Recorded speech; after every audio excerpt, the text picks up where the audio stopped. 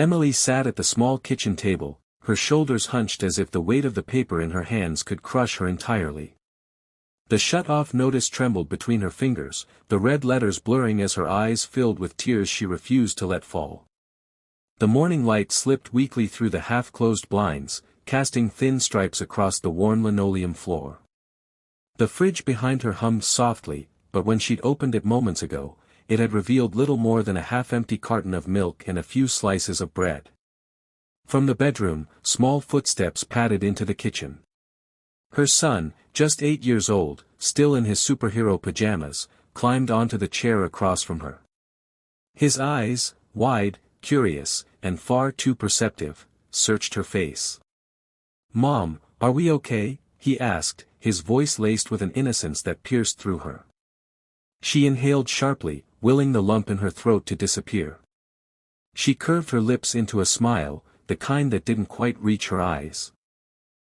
"Of course we are," she said, tucking the paper under a pile of unopened mail as if hiding it would make the problem vanish. He nodded slowly, seemingly satisfied, before reaching for the bread to make himself a sandwich. Emily watched him, her heart aching.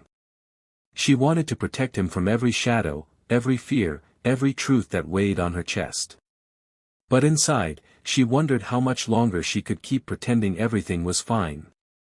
The bus rattled and swayed as it made its way through the rain-slicked streets, each stop jostling Emily slightly in her seat.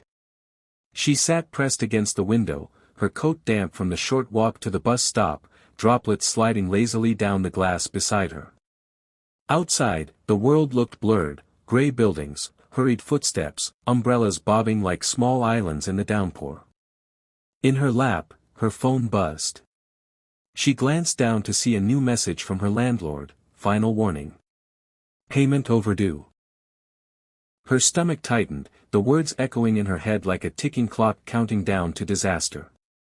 She pressed the screen face down against her thigh, not wanting to see it again, but the heaviness of it clung to her.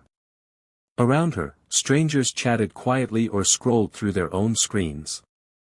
No one looked her way. She could have been invisible, and in that moment, she almost wished she was. She leaned her forehead against the cool glass, feeling the vibrations of the bus through her skin. Under her breath, barely louder than a sigh, she whispered, "I can't do this anymore."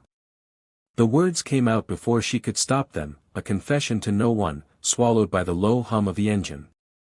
Her reflection stared back at her in the rain-speckled window, tired eyes, worry etched deep in her face. The city passed by in streaks of light and shadow, and Emily wondered if anyone else on this bus knew what it felt like to be falling apart quietly, with no one noticing. The bus gave a small lurch as it pulled up to the next stop, and a woman in a bright yellow coat stepped aboard, shaking rain from her umbrella. She scanned the rows before sliding into the empty seat beside Emily. Her coat carried the faint scent of lavender, a warmth that contrasted sharply with the damp chill hanging in the air. Emily kept her gaze on the window, not in the mood for small talk. But after a moment, she felt the woman's eyes on her. "Rough day?" the stranger asked gently, her voice calm and steady, as if she already knew the answer. Emily hesitated, forcing a small, polite smile. "Something like that." The woman nodded knowingly, her gaze soft but unwavering. "I've had those days," she said. "Years ago, I lost everything, my home, my job, even friends I thought would never leave. I thought I'd never climb out of that hole." She paused, as though searching for the right words. "But I did. And not because I was strong at first. But because someone else believed I could be." Emily turned to look at her, caught off guard by the honesty in her tone. The bus slowed for the woman's stop, and as she stood, she slipped a folded $20 bill into Emily's hand. "This isn't charity," she said firmly. "It's a reminder, you're stronger than you think." Then, with a small smile, she stepped off into the rain, leaving Emily staring down at the bill, her fingers trembling around it. That night, the apartment was quiet except for the steady tick of the wall clock and the distant hum of traffic outside. Emily sat at the small kitchen table, the folded $20 bill lying in the center like it was worth far more than its number. She traced the edges with her fingertip, replaying the stranger's words over and over in her mind. It wasn't enough to pay a bill. It wouldn't fill her fridge. But it was something she hadn't felt in a long time. Hope. Not the loud, confident kind, but the quiet flicker that refuses to go out, even in the dark. She pulled an old spiral notebook from the drawer, the one she used to write in before life had become about survival. On the first page in months, she began to make a list, not of bills or debts, but of the skills she had, the ideas she once dreamed about. Baking. Crafting. The small cafe she used to imagine running one day. Her pen moved hesitantly at first, then faster, words spilling out as if they'd been waiting for permission. She didn't know exactly how she would get there, but for the first time in what felt like forever, she believed she might. The bill stayed in the middle of the table, untouched. It wasn't money anymore, it was a promise. And Emily decided she would carry it with her, not to spend, but to remind herself that she wasn't as broken as she thought.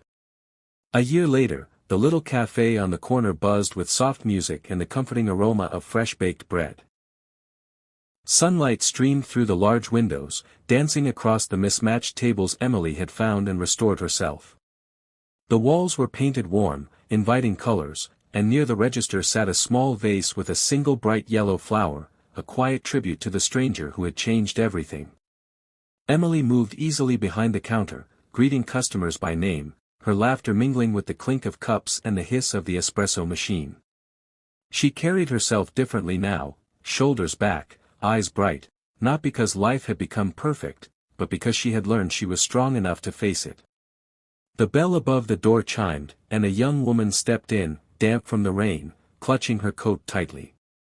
She ordered a coffee in a voice that sounded tired, worn.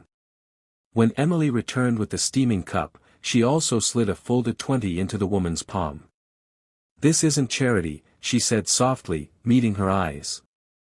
"It's a reminder, you're stronger than you think." The woman blinked in surprise, just as Emily had once done. A faint smile tugged at her lips. As the door closed behind her new customer, Emily touched the yellow flower by the register and felt a quiet swell of gratitude. She had gone from broken to brave, not in one giant leap, but in 100 small steps, starting with one act of kindness she would never forget.